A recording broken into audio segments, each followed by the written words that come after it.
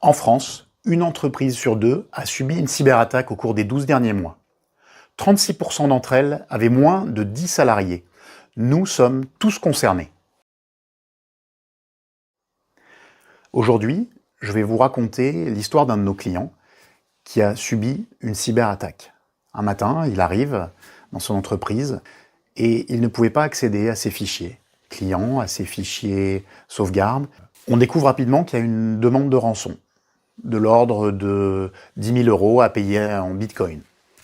Donc il va nous solliciter parce qu'il avait souscrit un contrat d'assurance risque cyber. Il va être pris en main et accompagné du début à la fin. On va dépêcher des prestataires, techniciens, informaticiens. On va évaluer quelle est la manière de solutionner cette attaque, mais ce n'est pas tout. Il va falloir être en conformité. Il faut prévenir tous les clients dont les données ont été corrompues. Pendant ce temps-là, vous continuez à avoir vos salariés en tant que chef d'entreprise. Vous avez des nouvelles demandes de vos clients, vous payez votre loyer. Et donc tout ça, c'est finalement des dommages financiers assez conséquents. Du début à la fin, il va se passer 15 jours pendant lesquels votre entreprise est en mode dégradé. Alors il y a plusieurs solutions. Soit comme notre client agence de voyage, vous aviez cette solution d'assurance, vous avez été accompagné du début à la fin. Soit vous avez les compétences en interne de traiter ce type de sinistre, soit simplement vous mettez votre entreprise dans une situation de difficulté.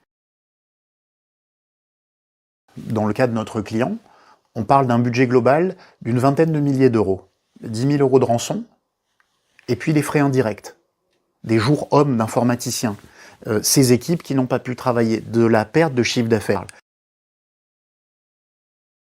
Le risque cyber, en fait, ça passe par une hygiène. Ça passe par une hygiène informatique, une hygiène de tous les jours.